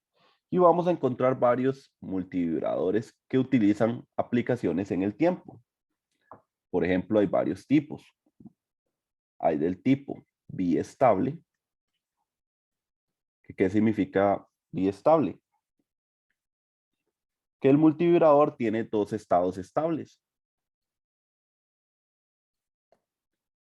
¿Qué significa que tenga dos estados estables? Bueno, que él pueda estar en un 1, es decir, un high, es decir, entre comillas, 5 volts, dependiendo de la aplicación que uno tenga.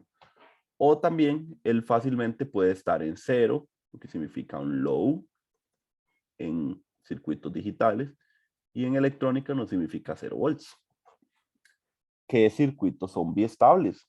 ¿O qué significa esto de que sus dos estados son estables? Significa que su salida se mantiene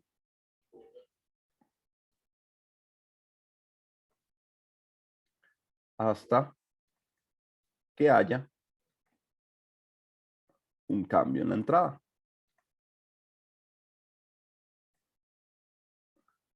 Y como ¿qué multivibrador es biestable? Bueno, si aquí ya han llevado circuitos digitales, recordarán un elemento de circuitos digitales que se llama el flip-flop. Que el flip-flop es como el primer elemento o lo más básico de un elemento con memoria. Teníamos el set, el reset, teníamos la salida Q y la salida Q negada. Entonces, digamos, si yo pongo 5 volts en set, la salida se ponía en 5 volts y hasta que yo no ponga en el reset 5 volts, la salida no va a cambiar a 0 volts. Hasta que yo no use, por decirlo así, la entrada de reset. Tiene dos entradas, un set y un reset. Esto no nos toca en nuestro curso, le toca el curso de circuitos digitales. Solo les estoy recordando para aquellos que ya lo hayan llevado. Si no lo han llevado, está bien, solo piensen que es una especie de memoria. Grabar, borrar, grabar, borrar. Grabamos un 1, borramos el 1. Grabamos el 1, borramos el 1. Grabamos un high, borramos con un low. Eso es lo que significa un flip-flop. ¿Por qué se llama biestable? Porque puede estar en high o en low el tiempo que él desee hasta que una entrada pues cambie su valor. Por eso se llama biestable. Ok, ese es el primero. Luego tenemos otro tipo de multivibrador que le vamos a llamar astable. Que significa que ninguno de sus estados es estable. ¿Qué tipos de circuitos tienen esta configuración? Es decir, un momento está en high, en otro momento está en low, en otro momento está en high, en otro momento está en low. ¿Qué circuitos hacen eso? Bueno, todos los que vimos entre ayer y hoy que generan señales cuadradas. ¿Lo ven? Este estado no se mantiene estable porque después cambia este, y este estado no se mantiene estable porque después cambia ese, después cambia ese, después cambia este, después cambia ese. Esos son ese tipo de multivibradores, astables, los que oscilan, señales que provocan señales que oscilan. No se mantienen ni en high ni se mantienen en low. Ok, esos son multivibradores estables. Y nos falta un último amigo, que se llaman los multivibradores monoestables. Y este es que solo un estado es estable. Es decir, yo vengo y es un circuito que introduzco una entrada y hago que la salida cambie, digamos, de low a high y luego él solo se devuelve a low y se queda en low hasta que suceda otra entrada. Cuando sucede otra entrada, el low vuelve a pasar a high y luego el high vuelve a low. O podría ser al revés, que empiece en high y cuando llegue una entrada, pase de high a low y luego se devuelva a high. O sea, solo uno de sus estados está estable, el que esté por default, ¿verdad? ¿Qué circuitos sean monoestables que hayamos estudiado? Y pues nada más y nada menos que el one shot timer. Si se acuerdan, el one shot timer era un circuito que yo pulsaba un pulsador y él generaba en el tiempo un pulso y luego se mantiene así hasta que yo vuelva a presionar el pulsador. Cuando yo presiono otra vez el pulsador, genero otro pulso y luego me quedo así. Este sería mi estado estable, que fue 0, y mi estado inestable fue 1. Solo duró un estado de tiempo. Por eso solo un estado es estable. Ese es un monoestable, como el one shot timer que estudiamos hace 2 días. O ayer, no me acuerdo. Ya se me revuelve a mí tanta electrónica. Bueno, entonces ya sabemos cómo categorizar los multivibradores. ¿Para qué se usan los multivibradores? Como dice aquí, aplicaciones de tiempo. Por ejemplo, un estable puede servir como un circuito que lleve un reloj, dependiendo de su frecuencia, es decir, dependiendo de su periodo, uno sabe cuánto tarda un pulso, cuánto tarda el otro, y por lo tanto podríamos llevarle una señal de tiempo a un circuito, como por ejemplo un microprocesador que necesite una señal de entrada de reloj de, no sé, 1 kilohertz para que él pueda saber cómo avanza el tiempo dentro de él. Bueno, él necesita una señal cuadrada con cierta frecuencia. Necesita un estable. ¿Cuándo utilizamos un biestable? Bueno, por ejemplo, en un contador, cuando yo quiero ir guardando valores. Por ejemplo, mira, me llegó una entrada, voy a guardar ese valor. Entonces guardo en un flip-flop un 1. Me llegó otra entrada, entonces voy a guardar en otro flip-flop otro 1. Y así, es decir, el flip-flop se usa para memoria. Es decir, una aplicación en el tiempo. Porque ¿qué significa memoria? Que yo pueda guardar algo durante el tiempo que yo desee. ¿Ok? Para eso se usan los flip-flops. ¿Y cómo se usan los monoestables? Bueno, ya hablé bastante de eso. Cuando yo necesite ingresar un pulso a algún circuito. Es decir, necesito que durante un periodo de tiempo una entrada esté en alto o esté en bajo, dependiendo de cómo sea mi monoestable. Entonces el monoestable viene a ser como una señal de entrada en el tiempo. Dura solo cierto tiempo y luego ya no tenemos señal de entrada. Súper. ¿Lo ven? Siempre fueron aplicaciones en el tiempo. Durante cierto tiempo yo quiero tener la entrada en alto, en bajo o que cambie. Esos son los multivibradores. ¿Cuál es el multivibrador más famoso que se conoce en electrónica? El multivibrador más famoso que se conoce en electrónica es el LM555. Lo van a ver en montones de proyectos de electrónica básica. ¿Y qué es lo que hace el 555? Bueno, es un chip. Vamos a ver, es un chip que tiene sus patillas, donde una es alimentación, otra es tierra, otra se llama discharge, otra se llama threshold, otra se llama trigger, otra es la salida.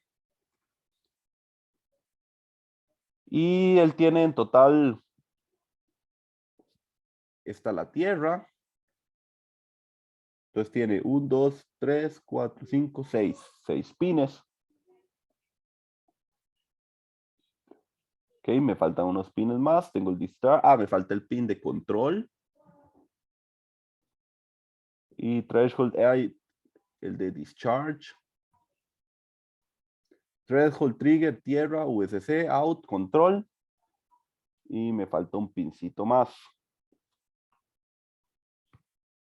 Ah, y el de reset. Y el de reset. Bueno, mejor que verlo en mis dibujos, vamos a ver la hoja del fabricante de un 555 para entender qué estoy hablando.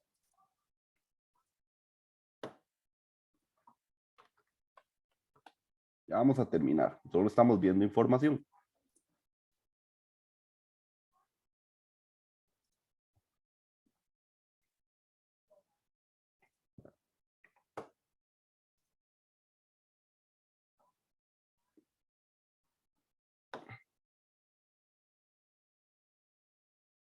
Ok.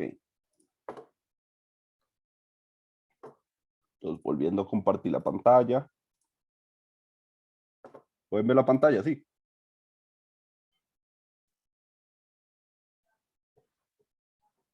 Sí, profe. Ok. Entonces, como les dije, el 555 es un multivibrador, el más famoso. Tiene aproximadamente 8 patillas.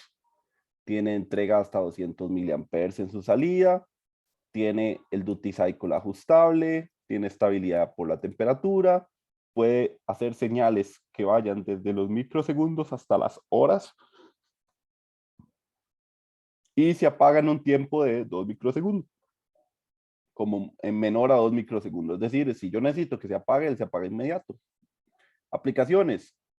Timer de precisión, generador de pulsos, generador de retrasos y timing secuencial, o sea, temporizador secuencial. ¿Qué quiero dar a entender con esto? Bueno, aquí están las patillas, por dentro él tiene comparadores, tiene transistores, tiene un flip-flop, tiene un reset, tiene una tensión de referencia y tiene otro comparador aquí. En un ejercicio que les voy a dejar lo van a estudiar, entonces no entremos tanto en detalle de eso. Lo que quiero es que vean las aplicaciones.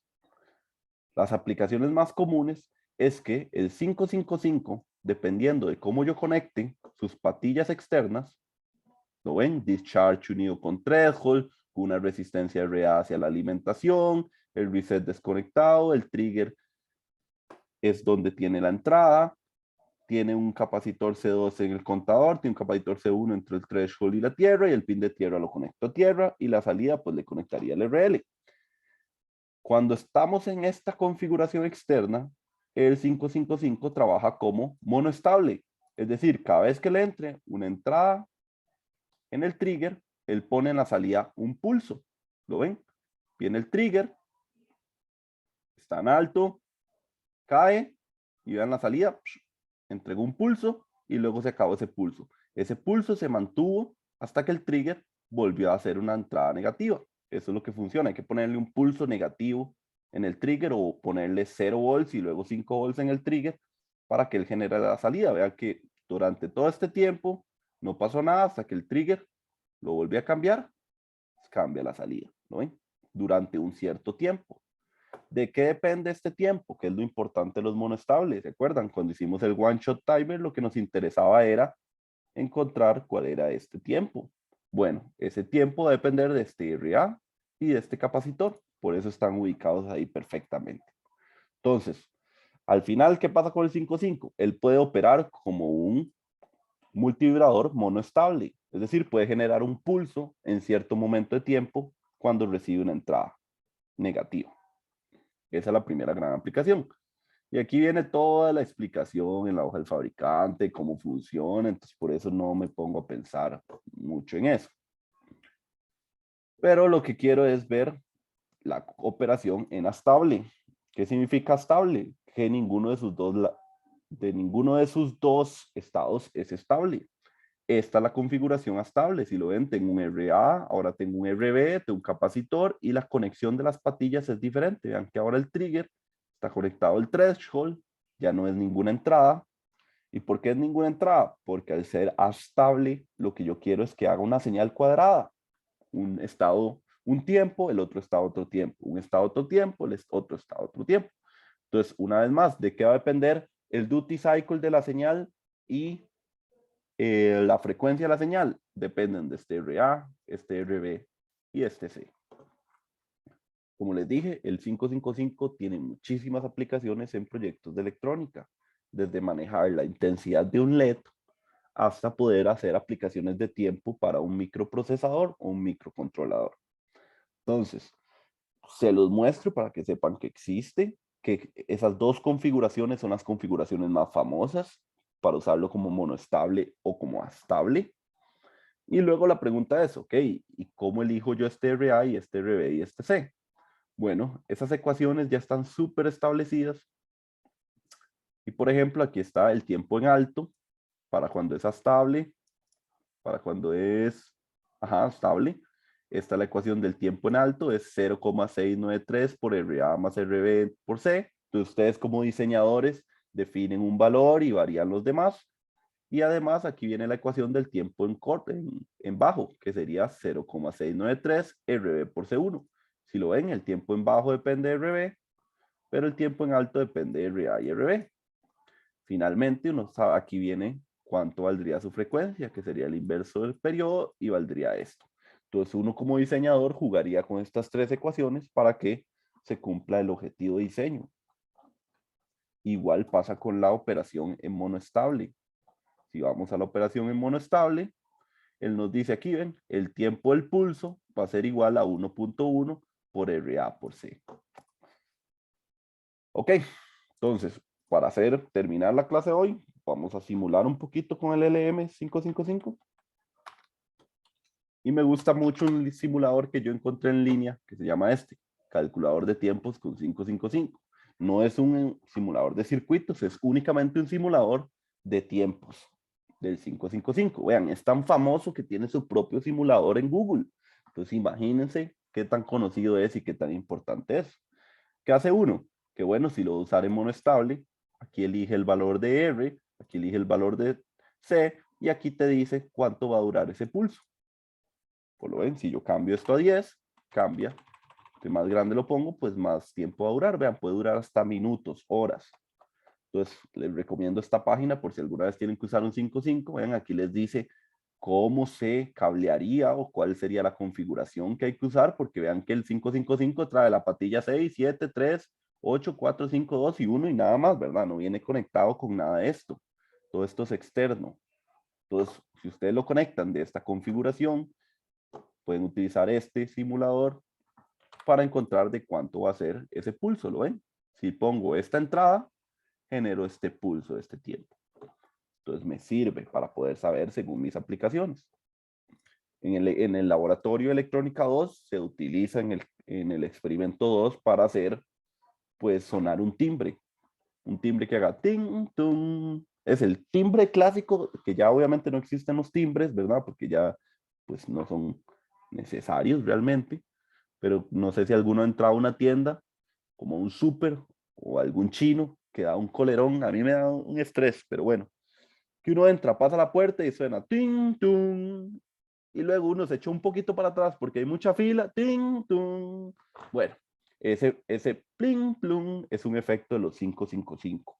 Por ahí generó un pulso de cierto tiempo, generó una señal con cierta frecuencia durante cierto tiempo y luego generó una señal con otra frecuencia durante cierto tiempo. Por eso suena ting y luego suena tung. Son dos frecuencias diferentes, dos sonidos diferentes. Entonces, por ahí, en esa aplicación de timbre que se hace en Laboratorio Eléctrico 2, se usa 255, uno en monoestable, otro en astable. Chivísima, ese experimento es chivísimo. Y luego abajo viene igual por si uno lo quisiera usar en astable, entonces tiene que cablearlo de esta manera, e igual aquí viene pues la oportunidad de escoger los valores R1, R2 y C, y vean que incluso este simulador pues nos muestra cuánto sería el periodo, cuánto sería la frecuencia, cuánto sería el tiempo en alto, el tiempo en bajo y el duty cycle. Entonces vean que yo puedo cambiar ese duty cycle dependiendo los valores de pues, las resistencias, ¿verdad? Dato importante del 555. El duty cycle solo puede variar entre 50% sin incluir el 50% exacto y 100%. Es decir, no puede bajar un duty cycle a 40, por ejemplo. Eso es lo que quiero dar a entender. Siempre, por más que, digamos, yo quiera ir, si yo subo este valor, el duty cycle, vean, va a ir bajando, pero por más que yo le pongo, nunca voy a poder bajar del 50%. Son características que uno tiene que saber del 555. Otra es que entrega 200 miliamperes, o sea, esa es su corriente máxima. Al igual que un comparador, tenía una corriente máxima que pasaba por sus etapas de salida, al igual que cualquier otro amplificador operacional tiene una corriente máxima que emite. Entonces la de 555 es 200 miliamperes. Por aquello de que tenga una aplicación en la cual entreguen corriente una carga, siempre velar que esa corriente no supere ese valor. Y ese es el 555. ¿Les queda alguna duda del 555? Realmente uno no lo aprende a utilizar hasta que arme un circuito, entonces por eso no me pongo en mucho a estudiarlo muy a profundidad. Pero aquí, de hecho aquí en mi cuaderno lo tengo todo desarrollado, pero no lo vamos a estudiar a ese nivel. Vamos a hacer lo que es más útil, que es conocer sus aplicaciones y pues cómo elegir los valores. Con este simulador se los dejo ahí, ya se conocen algo nuevo. ¿Qué hice yo? Poner 555 en línea. Funcionó. Buscar en Google es un don. No sé, creo que sí, podría ser una actitud valiosa en un trabajo. Sé buscar muy bien en Google. No sé, tonteras. En fin, ¿alguien tiene alguna duda de la materia del curso hasta el momento? De la materia que entra en el examen hasta el momento.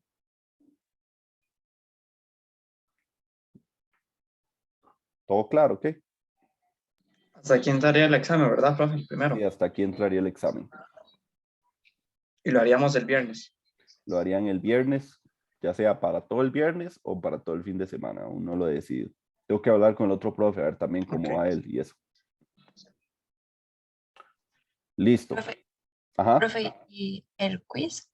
Ok, el quiz entraría igual, materia 1 y 2. Van a ser unas preguntas teóricas de marque con X, un intento, y el quiz va a estar activo de hoy en 8. Ya que le estoy diciendo con una semana de tiempo, entonces cumplimos con las reglas. Día de noche, activo todo el día, un único intento y duración 1 hora, pero esas preguntas son teóricas, entonces en 20 minutos ya uno, si estudió, sabe, te puede sacar fácilmente el 100. Son muy fáciles, son solo para entender si comprenden la teoría. Esa es la idea. Entonces, Profe, entonces, una consulta. sí, dime. Entonces, el quiz puede ser, digamos, en el mismo fin de semana del examen. No, va a ser de hoy en 8, jueves. Ah, ok, ya, ok. Está bien. Hoy en 8 jueves, Gracias. el examen está ya sea para viernes o para el fin de semana siguiente al quiz, ¿verdad? Yo creo que es lo mejor que estén así las 2 evaluaciones pegadas para que así un solo estudio durante toda la siguiente semana sea suficiente para resolver quiz y examen.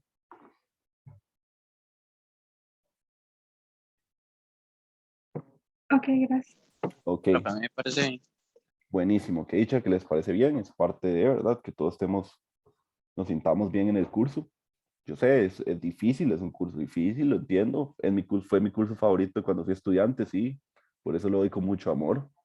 Y lo que me interesa es que aprendan, ¿verdad? Entonces, estudien, repasen los videos, vean que siempre los han tenido. Les voy a colocar unos videos a partir de lunes, o voy a ver si los puedo colocar hoy, que tengo ahí de ejercicios resueltos de examen. Entonces, creo que son videos como de 1 hora y media, donde resuelvo varios exámenes. Creo que tengo 2. Entonces, eso les sirve de práctica. También hay en el mediación virtual exámenes viejos para que los puedan revisar. Y me parece que hay uno que tiene solución en PDF, entonces también lo pueden chequear. ¿Qué más? ¿Qué más? ¿Qué más? Ahorita les envío un comunicado por el sitio virtual para recordar las fechas de examen. Y el examen todavía no lo he pensado si va a ser en parejas o en tríos. Está bien, pero no va a ser individual, eso sí es seguro. Entonces, vayan pensando por ahí, Criselda que preguntó, vayan pensando quién va a ser su pareja inicialmente y depende cómo sea el examen, lo haré en tríos también.